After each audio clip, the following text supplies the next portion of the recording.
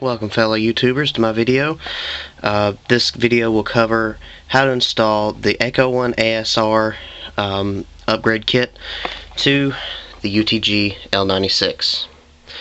Now you may be asking, why am I doing this? Well, the reason is there's a lot of upgrade kits out here that are just like this. The Maruzen, UTG, and ECHO1 USA all have the same parts. The one I'm using here is for the ECHO1 ASR, and I researched a while back and noticed that, like I'd said before, the L96 and the ECHO1 ASR both have the same internal parts as far as the bolt and barrel goes. Alright, so let's get on to installing this.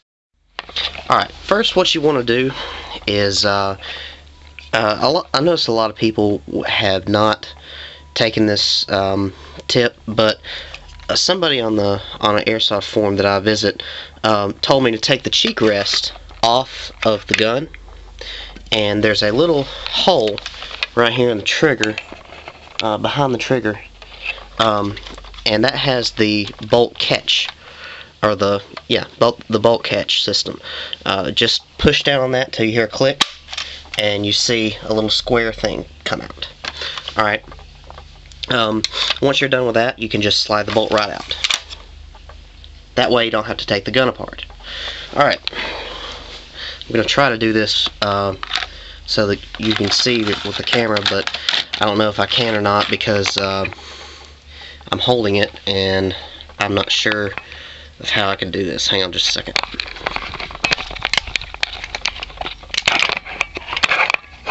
Okay, so basically you take a pair of needle nose pliers, stick it in these holes here, give it about a half a turn I guess, and just keep twisting it with your hand until it just pops out. And my gun has used this spring system for, well, ever since I bought it, and it's been used for like a year and a half to 2 years. And I also put a spring spacer on this. I made it out of a stick pin, and that can be seen on YouTube as well. Just look up cheap L96 upgrade. It's a really good upgrade. I'd recommend it to anybody. But anyway, we won't be needing to use that in this video. As you can see, the spring is pretty much shot. So we're just going to chuck that out of the way. Let's see. Alright, here's the ECHO1 upgrade kit. This kit gives you, let's see, a brand new beefier spring, nice and shiny, you know, a little bit, actually a good bit heavier in weight, and it does give you a new spring guide with a ball bearing system that prevents spring torsion, and a brand new aluminum piston. I believe it's aluminum. It might be some other metal. Correct me if I'm wrong here. But anyway, here goes. All you gotta do is just stick your spring into the piston. Your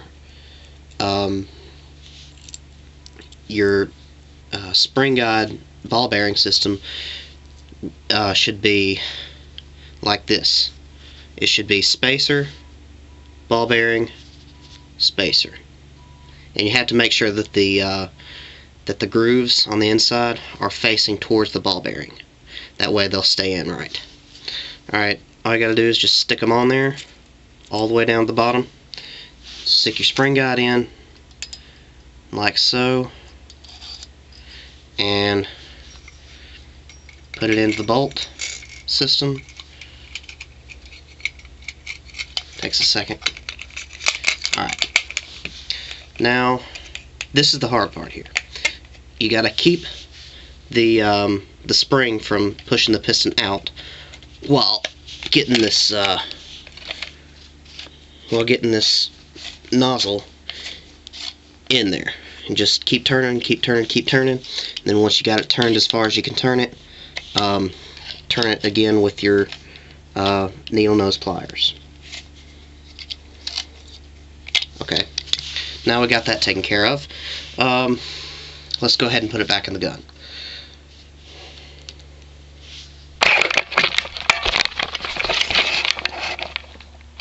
Alright, now you can put it back in the gun the same way you put it in, took it out.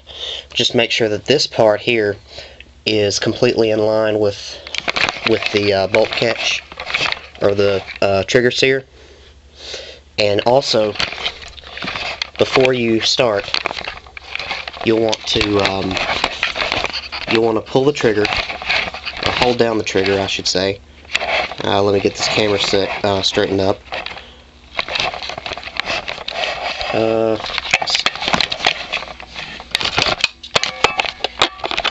That'll work.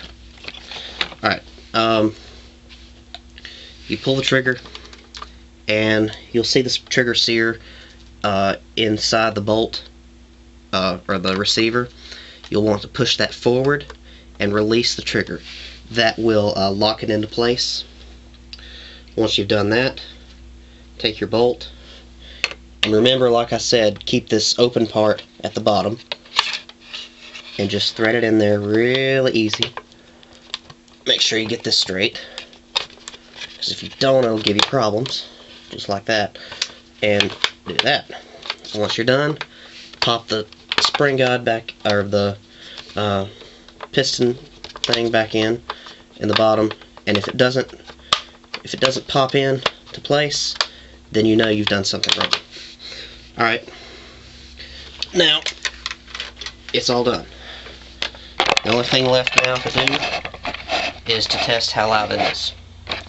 Now, this gun was pretty quiet before I upgraded it, but now it's pretty loud, and the spring is a little bit harder to pull back. But other than that, you know, it's still pretty quiet for a upgraded spring gun. I'll have a shooting review in just a moment. Stick with me. Thanks.